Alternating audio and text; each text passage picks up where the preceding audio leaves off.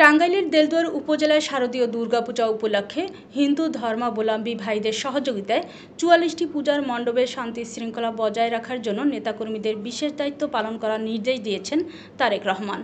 বিস্তারিত থাকছে মোজাম্মেল হক মামুনের প্রতিবেদনে। বিএনপির ভারপ্রাপ্ত চেয়ারম্যান তারেক রহমানের নির্দেশনায় জেলা উপজেলা পর্যায়ে নেতাকর্মীদের নিয়ে মত বিনিময় করেন টাঙ্গাইল জেলা বিএনপির সভাপতি হাসানুজ্জামিল শাহীন। এতে আরও উপস্থিত ছিলেন টাঙ্গাইল জেলা বিএনপির সাবেক সহ সভাপতি রফিকুল ইসলাম এবং দেলদুয়ার উপজেলা সভাপতি আব্দুল আজিজ সহ সাধারণ সম্পাদক ফেরদাউস আহমেদ, বিএনপির বিভিন্ন অঙ্গ সংগঠনের নেতৃবৃন্দ। কোন অবস্থাতে যাতে কেন্দ্রে নির্বাচন না হয়।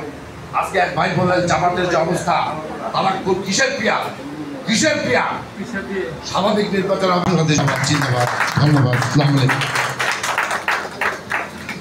ভারপ্রাপ্ত চেয়ারম্যান তারেক রহমান সাহেবের কিছু নির্দেশনা, কিছু সুপারিশ আপনাদের কাছে উপস্থাপন করার জন্য আজকের এই মত বিনিময় সভার সম্মানিত সভাপতি, দেলদুয়ার উপজেলা বিএনপির সংগ্রামী সভাপতি, দেলদুয়ার যার জন্ম কিন্তু টাঙ্গাইল অবস্থান করে টাঙ্গাইল জেলা বিএনপির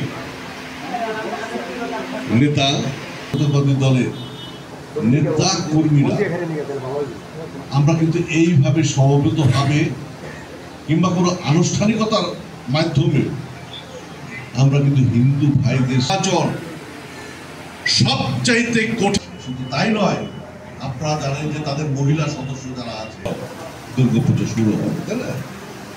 এটা কিন্তু আমাদের গত 4 দিন আগে আমাদের ভারপ্রাপ্ত চেয়ারম্যান সাহেব সারা বাংলাদেশের 64টা জেলা এবং 12টা মহানগর এবং সকল ডিভিশনের সাংগঠনিক সম্পাদক এবং উল্লেখযোগ্য ব্যক্তি সেখানে স্থায়ী কমিটির সদস্য ছিলেন যে আমরা আছি, কোনো সমস্যা নেই, কোনো নেই, হ্যাঁ, অসুবিধা নেই। তারপরে সরকারি গোয়েন্দা সংস্থা আছে, তাদের মাধ্যমে কিন্তু তিনি আজকের এই মত বিনিময় সভা যে কোনো মূল্যে 28 তারিখ থেকে দায়িত্ব পালন করতে গিয়ে যদি কেউ অবহেলা দায়িত্ব পালন